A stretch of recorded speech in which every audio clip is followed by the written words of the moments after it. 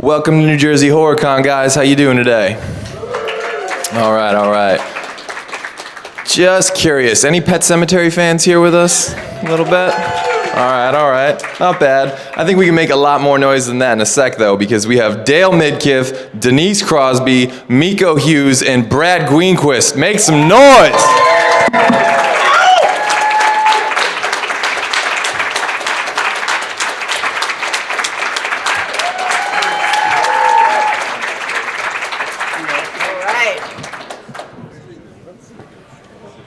Sunday morning, 11 a.m., really? And a pretty packed house for Sunday at 11. You guys are tell hardcore, man. Obviously, Denise is our chosen speaker. Direct all your questions to her. Thank you. That is not true. All questions for Denise. No, what is your not true. favorite color? Don't get me started. Okay, well, guys, thank you again so much for taking the time away from your table. We really appreciate it. I'll start off with a couple questions. I know the fans are going to be dying to get in, so when I see hands go up, I'll start calling them out. But starting at the beginning, if we could, and again for everybody, do you remember where you were when you first heard about the project or first read the script, and what your initial impressions were?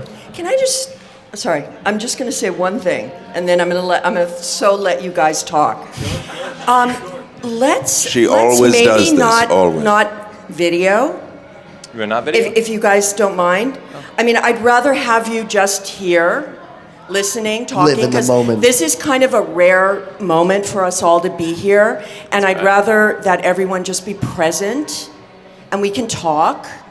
Does that make sense? And we are also... Because I just find the whole thing with, I'm looking out at the audience and all I'm seeing is, a phone in my face. And I'd rather just, let's take 1 hour, 45 minutes, and just be here in this moment. Definitely. Okay, good. Definitely. Don't feel bad, guys. She came to each of our rooms and said the same thing this morning. So Let's live in the moment. This is going to become this will be the currency of the future. Like these rare moments that nobody, is on. Undocumented. Yeah, we're just, unplugged. Man, So let's start. Let's start right now. That's the Sunday morning, for the first time in history, we're going to unplug. Unplug it. Okay. That's the germ of a great script, though. That's the currency in the future, where we actually connect with each other. I think so. Incredibly rare. Oh, no question about it. Very cool. So again, for everyone, any memories, and I'm sure this is going to be interesting for you, Miko, but any memories of where you were when you first heard about the project? The first draft I read in the womb. But after the edits, we decided, okay, this seems like a good project, and nothing. I got nothing. Sorry. Does anyone else want to weigh in? Yeah. Okay. So my agent told me, "Oh, you have this audition for Pet Sematary," and I said, "Uh huh." And I said, "Horror movie, huh?" And he said, "Yeah." And I said, "Uh-huh." And he said, "No, this is big. This is big." And I said, "Uh-huh." And that was about it.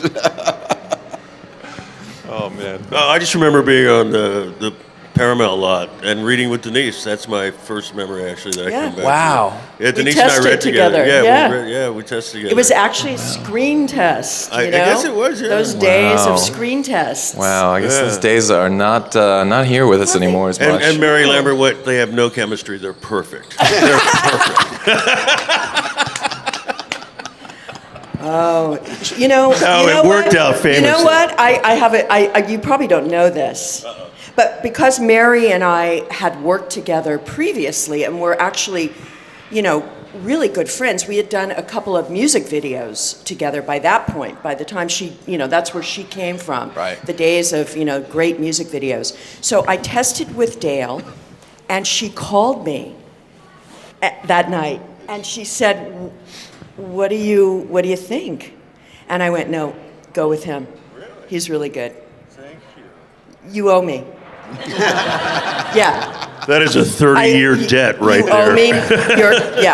No. I mean, you had done so much. I mean, obviously we had you know, you were like, Well, I'm The grateful because I elder- wasn't friends with her, so at the Right. time, you know. I know, so I know. I'm thank you. and thank that, you. you know, weird stuff happens like that. Actually, you should have said it was up between Brad and me for the lead, and you know.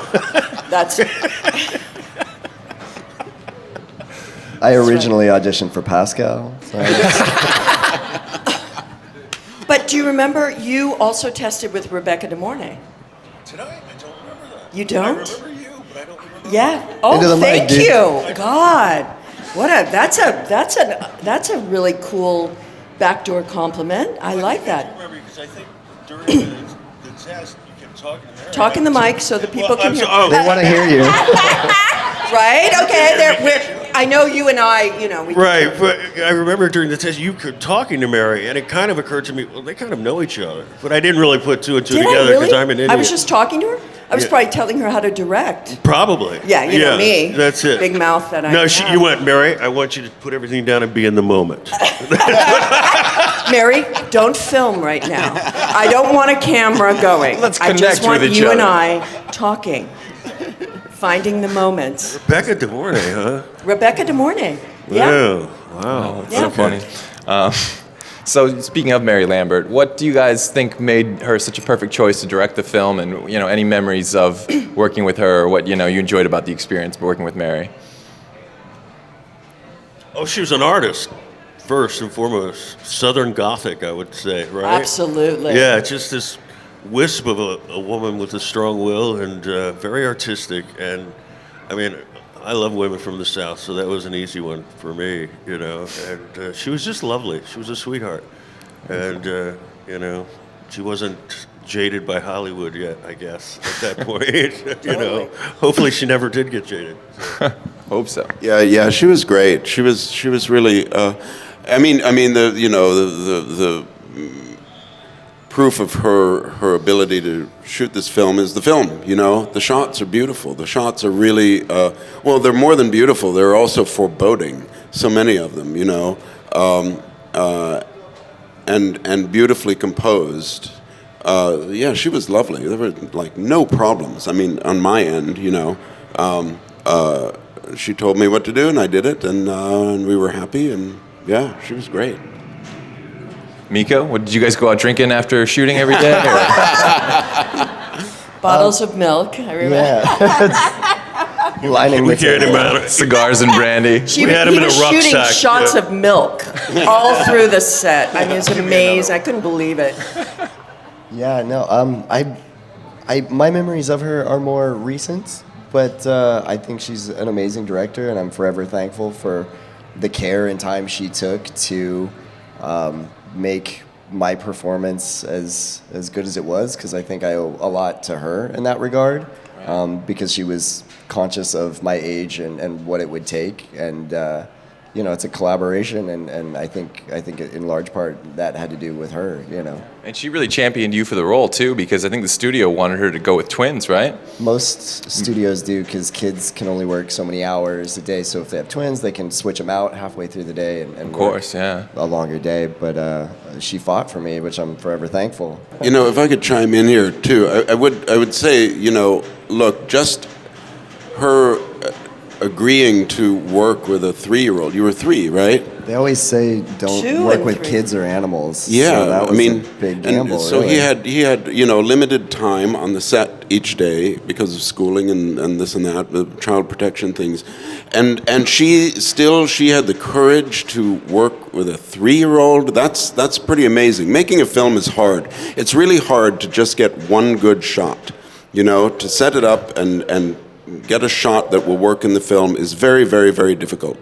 And then when you have a 3-year-old that is not going to be necessarily be consistent, that you need to get a performance out of, that's brave, man. That takes guts. Not to do only that. a 3-year-old working in a movie, but a 3-year-old working in a horror movie.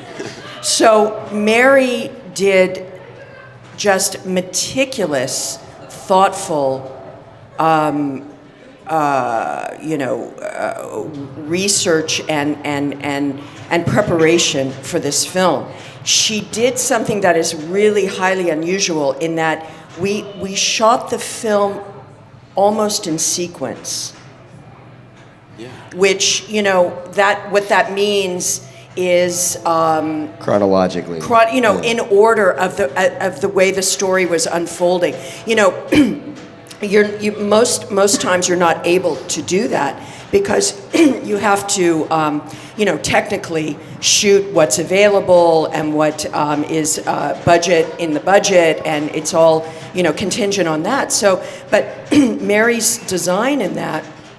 Sorry, I sang a whole lot of love last night in the Killed it. karaoke bar, and I did use my belting voice. So, if I sound like Robert Plant, you'll understand. I wish. The design for that was to enable for Miko to feel safe and fun and trust us all, so that by the end of the film, where he is, his little velveteen, demonic self, he was like, oh, this is fun. I get to come to the set and have fun and play with my friends. We tricked you, and basically, Mary was just unbelievable in that. I mean, that's just one of my favorite things about the movie that she did, apart from casting Zelda as a male. Yes, I actually wanted to ask about that. Did everyone know about that at the time, or is that something they kind of maybe kept secret from some people to sort of be a little extra disturbed or surprised? I knew about it. I lived in the makeup trailer. Oh, yeah, obviously. And so did Andrew. Yeah. So one day I walk into the makeup trailer and, hey, there's somebody else in my makeup chair. What is all this? And he's been there for 8 hours. What's going on? Right. Wow, that's funny. So then I want to ask, how crucial do you guys think it was to shoot the film in Maine? And what did you guys do for fun when you weren't shooting out there? Dale, you had fun. Hey, wake up. It was perfect. I mean, Stephen King lived nearby. Stephen King was at our early rehearsals, with his biker chain, sitting there drinking Jolt, which is 4 times the caffeine, 3 times the sugar of anything on the planet. I remember his, and he's reading out loud skull. from the obituaries, reading out loud. I think that was for shock value. But he was very sweet. I mean, if you asked him questions about the character or anything, he was fantastic. So Maine was perfect. Maine, I just remember driving in Maine. There's a cemetery, an American flag. Cemetery, an American flag. I said, well, this is just perfect, I mean, and it had a creepy feel. And we all had, I think, cabins out in the woods, not with each other or near each other. I mean, no, you're alone out there. You see that dirt road that goes for 3 miles? You're at the end of it. And, so it was kind of just, it worked out perfect. It was all strange and eerie the way it should be, Wow. I think. Cool. Did I say anything? Yeah. It made, it's true. It made the job way easier because we didn't have to pretend. We didn't have to imagine our environment. It was all right there. So it made it easier. At least it made it easier for me to go boo. Yeah. Have they shot any other Stephen King films up by his house? Or is that it? Is that I don't know. You would feel like they must have especially after this was so successful. You would think oh, that worked out. Let's try that again. Did they shoot the one coming up in Maine? I believe it was Canada. I think it was. Nobody can Google it because you told them to put their phones away. No, it's not going to be the same. Maine is absolutely part of that. I feel, this intangible quality of There's shooting. There's a vibe to that location, for sure. No question. Yeah. No question. Being in Maine, I can't imagine any other way to do that film. I mean, we were all, we were living there. We were after, it was months of being there. And that's right, we weren't in hotels, in a kind of surreal kind of, when you're in a hotel, you're in a different kind of environment than when you're actually in a house, living there. You're going to the markets, I tried to buy a car off this guy, this guy that lived in a trailer that I saw his used car in the front yard with a for sale sign, and I decided, I had a rental car and I was trying to save money, and I thought, okay, I'm just going to buy this awful piece of crap that's in the yard, and drive it around and just leave it, on the side of the road when I go back to LA. And I literally went up to this guy's trailer and knocked on the door, and this guy came out, and I noticed there were like about 50 cats roaming around like his feet, and it feels like one was on his head, and it was, and then I looked a little closer and it was eating cat food out of a can, and I went, never mind. Sorry to bother you. I was like, he was like Judd Crandall times 10, he was like, do for you. And I went, oh shit, man, I blew it. Okay, sorry. I was gonna ask about your car, but that's okay. Was it an El Camino? It was like a piece of, it was like a Ford something. I don't know, Well, you should have invited him to the set. He would have been fun. I know. He's probably still there. Only Denise in the deep woods would knock on some dingy trailer door. Talk to a cat, man. I wanted that car. People disappear for like $5 from that shit. I was going to give him $5 for that car, man. He could have bought a lot of cat food for that. He lost an opportunity. Oh man. Well, you mentioned Judd. I was curious what any of your memories are working with the amazing Fred Gwynne. Well, I didn't work with anybody other than Denise, really. I mean, I had a few scenes with you too. But you were kind of unconscious. Yeah, that's true. You were unconscious. I didn't work with Fred, but I would see him as we passed. He would be getting off work, and I was coming on. We often had lunch together. He was the sweetest, kindest, most generous man ever. He would share all these stories from his career. And problems on the set. One night I came there and it was early in the morning, and he was like, "Oh, I had a tough scene last night. Tough scene." And I said, "What happened?" He said, "Oh, it was a scene where I needed, and I had to confess that I was at fault for this whole thing, and I wanted some tears, and there weren't any tears. And I said, "Oh, well, what did you do?" "Well, after a few tries, I said, Mary, could I have a moment?" And I went off and drank 5 cups of coffee and smoked 3 cigarettes, and then the tears were right there. They were right there. He was great. He was amazing. I wish I could have known him more, because my biggest memory is he wrote children's books, and they were very pun-based, and he did the illustrations, really clever. And Really? I grew up with those books, like reading them pretty frequently, so I have that memory of him. Yeah. I wish I could have Oh wow, that's hung awesome. out. Yeah. Super cool. He was, he was sort of the linchpin, I feel, for the film.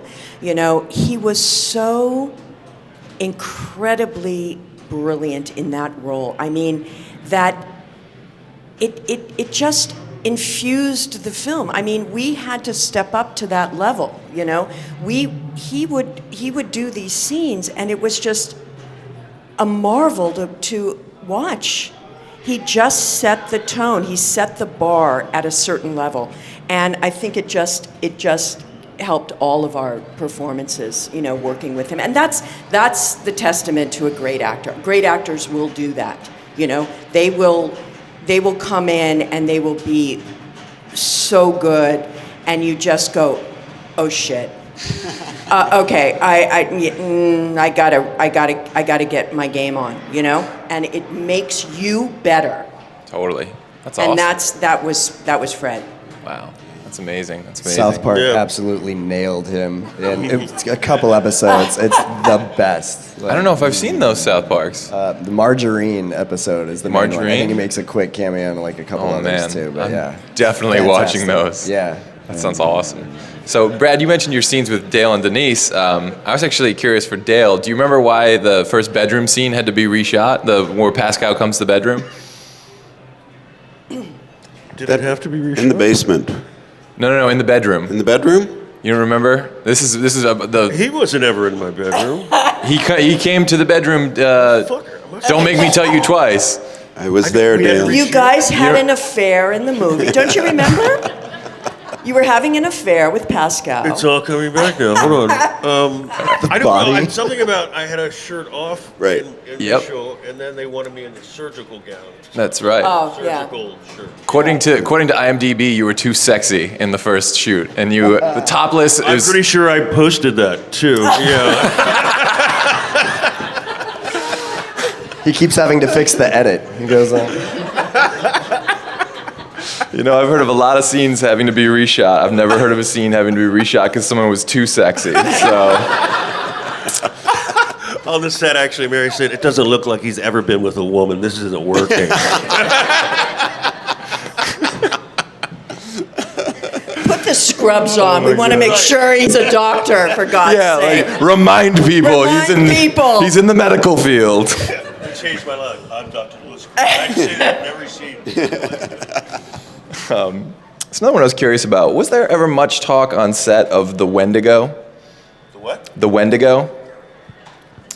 Anyone know? Anyone in the audience? The legendary Indian tribe. tribe? Yeah, it's the evil demon of the tribe? Exactly. No. Wow. I only know what you're talking about because I read an interview with Stephen King yesterday. Oh wow. Yeah, I'm glad you read that. Yeah, thank you. Otherwise, everyone here would be like, "What the hell is he talking Right. about?" The Winnebago? Yeah, we had, no, yeah, I only know that because I just read something posted yesterday. Why did he base it on that? I think Well, it's I- mentioned briefly. Yeah, I think it's in the book, and Is it in the book? I believe it's in the book. Yeah. Oh, okay. You go. Did you read the book? Just ask them. Did you read the book? I did read the book. And Fred Glenn has a line too, I think. I did read the mentions book. it. I read the script. I was waiting too. for the Amazing. audiobook. Huh? What? I read the script. Now, the only Pet Sematary book I ever read is called Dale Midkiff is Too Sexy. So. Dr. Lewis Why aren't they Creed, filming? sexy doctor. But I don't think, Stephen King wrote the screenplay, and I don't think that whole part of the novel was hugely emphasized in the screenplay, from what I remember. Right. It's mentioned here and there, and you guys go to the burial ground, but it wasn't, the way the screenplay was structured, it was kind of de-emphasized from what's in the novel, Okay, from what I recall. And since it was Stephen King's screenplay, we all simply went with that because that was the word of the author right there. It was more of a mystery, actually, then. Yeah, It's just, yeah. the ground is sour. That's Yeah. it, pretty much. Uh-huh. Yeah, that actually probably works better now that I think about it. So another thing from the film, obviously, that's iconic and memorable as anything, the Micmac burial ground set. It's got to be the most famous cemetery in cinema history. What were your guys' memories of that set, or shooting on it or checking it out? It seems like the type of thing everyone had to go there and check it out, even if you didn't film It was there. actually a long walk to get to it, if I Yeah. recall. Wasn't it? Yeah. It was, yeah. So I only went there when I had to. And it was really hard We at were in night. our Winnebagos. I set mine on fire, too. Yeah, did you know that? Do you remember that? I set my trailer on fire. And funny enough, it was after that scene where I'm in the road screaming, and Gage gets run over, and I'm in the road screaming, "No!" And immediately they go, "That's lunch." Okay, and we all pile in the vans, and we drive down to the trailers, and I'm looking, somebody looks out the window and goes, "Fire!" I went, "What?" "Dale, your trailer's on fire." Flames coming out of the window. I lit a candle and left it too close to the curtain. Jesus. The guys who owned the trailers did not like me after that. They just put up a big trash bag over the window. Didn't even bother with getting new curtains. Right. They kept the trailer. I mean, you had to be in that trailer. Oh, the they rest of made the sure. shoot? It Yeah, right. smelled like burnt ass in there. Right. I had to stay there.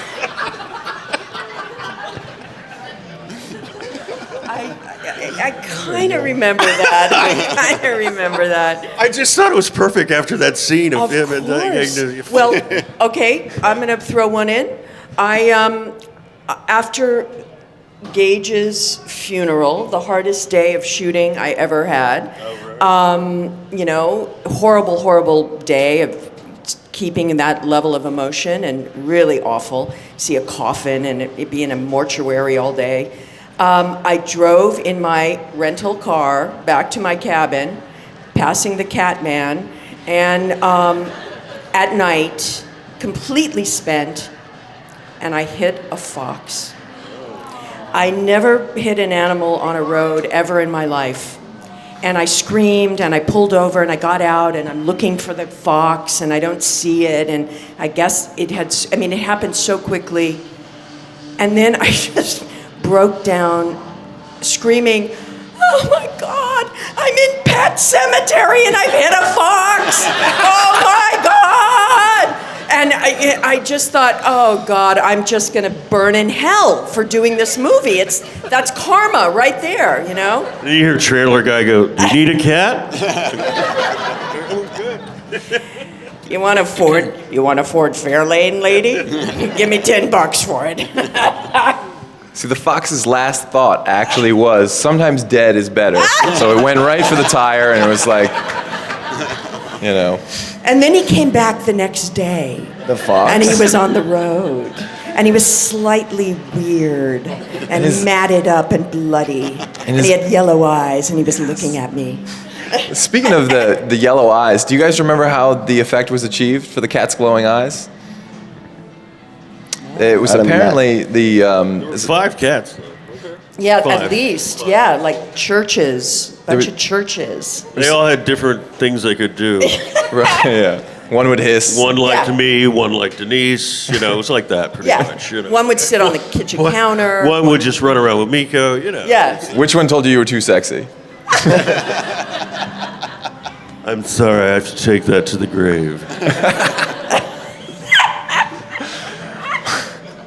Well, apparently the glowing eye effect was achieved through a Panavision invention called a light flex, which allowed you to flash the frame, every frame of the film. They put it in backwards, so it flashed the cat's eyes on every frame and gave that wonderful glowing that's effect. Cool, man. Yeah, I Old love school. old school optical effects. Yeah. Are so much better. Like Yeah. it would be CG glowing crappy eyes, and it probably is going to be, but we'll get into that. You know. Wait to see. Yeah, we'll wait to see. Couple more days. We hope for the best. We always hope for the best, but we know how the track record is with remakes. So anyway, Godfather Part 2 was okay, though. I'm sorry? Godfather Part 2 was good. Godfather Part 2 was good. I don't know if that's a remake. Well, actually, it's good. I wanted to ask what your guys' thoughts were on Pet Sematary Part 2. I didn't see it. Never I've saw never it. seen it. Wow. I've never seen Have it. you? Parts of it. It seemed cool, but I didn't see it start to finish. So. Wow. I'm the only one here who's seen Pet Sematary 2. Have you seen it, bro? No, I haven't seen it. I think we weren't allowed. Really? No, Contractually. we were banned from the cinema. It was a little controversial, I think. I remember. A little bit, yeah. I don't Little like bit. horror films. That's why I didn't go see it. I really don't. I mean, Wow. this is my only horror film I've ever done, and I mean, I liked it because I was in it, but I wouldn't go watch it. I just don't like horror films. Well, not The for- Exorcist, when I was 15, just scared me to death. Oh. And ever since then, forget it. I can't do it. Can't do it. My mom gets so terrified even if she hears the music. She's so religious that Right? like she thinks the devil's gonna come through the speaker. Tell her, I think your hear mom you. and I should go Hence the together and just cross get around through your it. neck. It'll be cathartic. We'll do it again. You know, it's funny. My mom and dad took me to see Pet Sematary. I'm not far off in age is from Miko, and I was about 4 years old in theaters. See this What? movie. On the way down, I'm like, we're seeing the new Hulk Hogan movie, right? No Holds Barred, right, guys? My brother's like, no, Pet Sematary. It's gonna terrify you. I'm like, okay. So thank you, Brad, because the first time you popped out, I think I ruined the experience for everyone in the theater. I started crying like a little girl. Anyway, enough about that. I'm sure the audience is dying to get in here with questions, guys. Anyone got questions for this incredible cast? Right here. I have a question for Brad. So there's a scene in the movie where you're on the truck and it's like the last scene with Rachel. She's getting off the truck. On the truck it says 666 on the box. So it's probably doomed to begin with. But you say that you're not allowed any further. But then we see you come back for Lewis when he's going to bury Rachel. Why do you think that is? I have no idea. I don't know. But that's what Mr. King wanted me to do, you know. Well, you know, I couldn't go any further with her, with Rachel. I wasn't, you know, for whatever reason, I was not allowed to go in the houses. That's how I justified it. I could not go into the house anymore. And then, you know, when I come back with Lewis, that's right in the road where I was. So I can't go any further. I took it to mean I couldn't go any further physically. I couldn't enter the houses, but I could be on the road. I could be in the truck, you know. But Rachel was going into the house, so for whatever reason, I was not allowed to go there. Right? Probably too dangerous for me. Or maybe you couldn't interfere. Right. You know, with what was going to have to What was take going to- place. yeah. It was our destiny Yeah. now to take it, Yeah. you know, and Yeah. fulfill Past it. the point of no return. Right. You know, we had to figure it out for ourselves. You Right. could only guide us. Yeah. Right. Questions? My question is for Dale. So one of the finest pieces of acting I've ever seen was when your character Lewis was woken up by the telephone. You fell off the bed and smacked your face into the corner of the table. Now, how many takes did that actually take, and was there any injury? Listen, I've taken credit for that for years as being the best acting moment of my life. But I'm here to tell you, there was no acting involved. I fell off the bed, hit my fucking head, seriously, and that was the only take that they used. So. One take. Wow. They asked for a second, and I'm there going, I think I'm bleeding. I think I need stitches. You're a one-take wonder. Well, as long as you fall in bed and hit the table hard enough, you can be too. I remember you were really nice before that. Concussion. Yeah. Concussion. It really changed you. I doddering. I became doddering. That sounds. They were really, always coming out before taking wiping drool away from my chin. That sounds really rough, but the second take of the truck, I think, was a little worse for me. We got one shot on this. That's a Cage joke. I love it. That's cute. I've never heard that one. That's good. I can just picture that second take, like, guys, Miko was a little too sexy on that take. We're gonna have to redo this. Back up the truck. Put the shoe back on. It's like Quentin Tarantino. It's like a foot shot. I don't know. Yeah, so Tarantino is a very erotic scene. Tarantino learned everything he knows from this movie. Oh my god. Right here, bud. I heard throughout the whole weekend how it was with Fred Gwynn, working with Fred Gwynn, how wonderful he was. Great one word, but I would like to know what was your famous quote of Judd, beyond the obvious, that you have personally that you think that was from the movie that you liked? Favorite Judd line? Or quote? You mean from the actual I have script my- or something he said? But exactly what he said during the movie. Maybe he ad-libbed something that we don't know about. Well, I just remember at the beginning when Stephen King was around, Fred just kept coming up to me and going, I'm going to pick his brain. I'm going to pick his brain. But he just keeps saying it to me. He wouldn't even go near Stephen. I'm going, when is this brain picking going to start, Fred? He said, I'm just waiting for the right moment. He doesn't look like he's ready for me, but I'm going to pick his brain. I don't know if he ever did. You sure? You sure he wasn't talking about Pascal? Oh man, even Fred Gwynn was scared of Stephen King. I love it. Yeah. Any questions out there, guys? You go. You guys have the favorite moment with Stephen King? Favorite moment with Stephen King? Wow. I mean, you know, we had Just the the fact beauty. that he said it on rehearsals was I kind of know. cool. We were there 2 weeks, right? Before we even started shooting. So, you know, we had the luxury of having Stephen King, the writer, you know, incredible writer, but the writer of the book and the screenplay, just sitting in our rehearsals. And he was like, oh, this is going to be so cool, man. This is going to be so cool.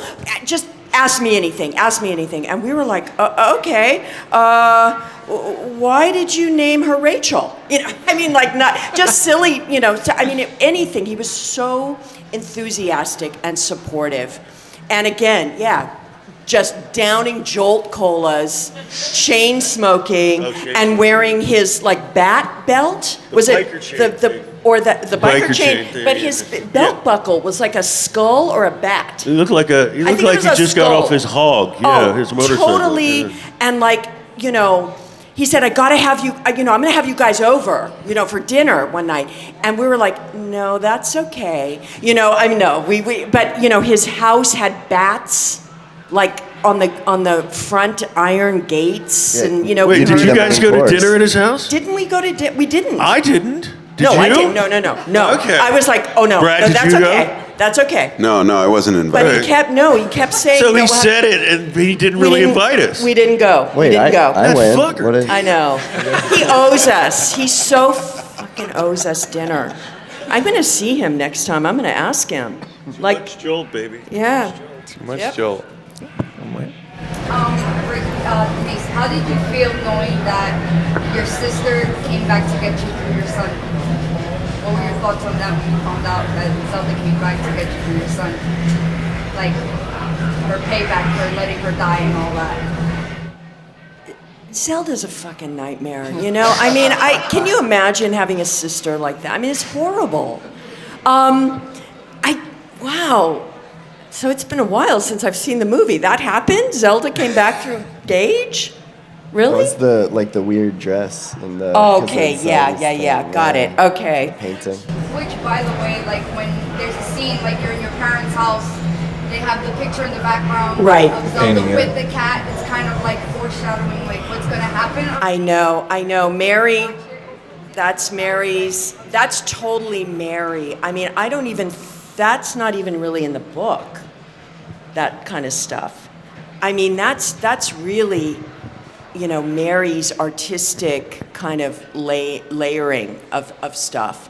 And foreshadowing and all of that. I mean, that's really, I've forgotten that. Just that whole element of Zelda was just magnificent. I don't know. I mean, I'm really curious how it's sort of played out in the new one, right? Because it's people talk about Zelda more than anything in this particular version. Yeah, I couldn't. That's what kept me from watching it originally. Was Zelda. I get seen bits and bits and pieces here and there, but the Zelda scenes are what stuck with me for sure. Wow. Yeah. We got time for one last one? For Denise and are you happy the way the movie ended? Because I heard it was supposed to be like different types of ending, and they picked that one and came with came to kill your husband. I heard it was supposed to be like different versions of the ending. Yeah, it was actually originally shot differently, right? The ending? Yeah, the original was we didn't see Denise. The camera came on me, and I'm in the kitchen on the floor, and I look up, and my eyes are Right. very like, oh my God, she's here, but we don't see her. So it leaves it kind of a mystery as to what she came back as and what's going to happen next. And then we went to LA, and they said, well, we want to make it gorier, the ending. Right. And that's when they put Denise through all that makeup and everything, and still left it up in the air because they stopped right before we kiss, I think. Or no, we did No, kiss. we Grabbing the knife. Oh, and then they end with a Ear scream or I think. something. Yeah. I'm not sure if it was Well, you you or me see screaming, but that knife behind my back, so I didn't see a knife, really. Well, they do. Oh, okay. You don't. I wasn't supposed You're to just see it. waiting for it, baby. What else is new, baby? But I think in the book that's how it ends. That Yeah. she walks, the door opens, and I think you pretty much, if I remember in the book, you get that Rachel has re-entered. Yeah, I love the way it ends. Yeah, I'm really happy with it. Well, actually, riffing on that, if I could, what are your memories of the kiss? And is that your favorite on-screen kiss that you've ever been a part of? It was pretty disgusting, if I It recall. was really like, man, that was some good There was acting some on your part. liquid stuff they had it on was, you. It was just- like yeah. there was a pump That was it, yeah. running in my eye. Again, this is old school stuff, and Right. there was a guy that was just squeezing this liquid through a pump that was just streaming down my face into my mouth, and Dale's like, I'm doing it. having to kiss Kiss this, it. It's like, and yeah. when you had to, how long was the makeup? You had The to go through makeup was a lot. a good 4.5 Yeah, hours. jeez, yeah, that's Yeah. crazy. I had the easy part then. Well, I remember when I came to the set, Mary, the first time seeing me, because she wasn't, she wasn't in the makeup trailer. So I was going through this elaborate makeup, and I came to the set, and she just went, oh God, I'm sorry, I can't look at you like that. I can't look at you like that. And I said, Mary, you got to direct the movie, okay? This is just like, this is not real. It's okay. She had like tears in her eyes. She goes, oh, Niecy, I can't look at you like that. It just makes me sad. Really sweet. I just remember that. Yep. Man, too funny. Well, before we wrap it up, guys, I do want to give you guys a chance to talk about any projects you have upcoming or places where fans can get in touch with you online, follow you. You got some plugs here? No plug. No plug. TooSexy.com. Yeah. Dr.TooSexy.com. That's right, doctor. DalenScrubs.com. I don't have to say anything more. You know where to go now. You know.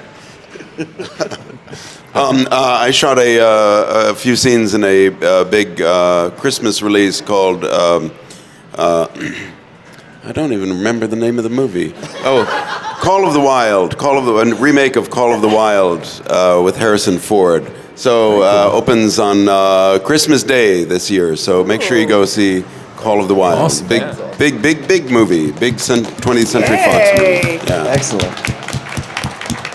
Awesome. Yeah, I'm on usual suspects social media. I get into a few things. You can follow me if you want. Awesome. Denise? Wow, I follow him. I'm on Twitter. I don't tweet a lot, but you can follow me at the Denise Crosby. And I have an episode of NCIS LA coming on the air at the end of the month. And a short film I did is premiering at the USA Film Festival in competition this end of April, called At the Fence. You'll never see this. I mean, these are weird art short films that, play in festivals, but I kind of love it. This is a weird art show Okay. festival. You know what? Now I say that, but because of you can see anything. Probably everything is going to be available. So look for At the Fence, if you ever remember. It's really kind of a cool film. And that's it. Awesome. Well, guys, be sure to stop by their table, get some pictures, get some autographs. I know they have a lot more stories to tell you. And thank you so much again, guys. Let's give one more really nice round of applause.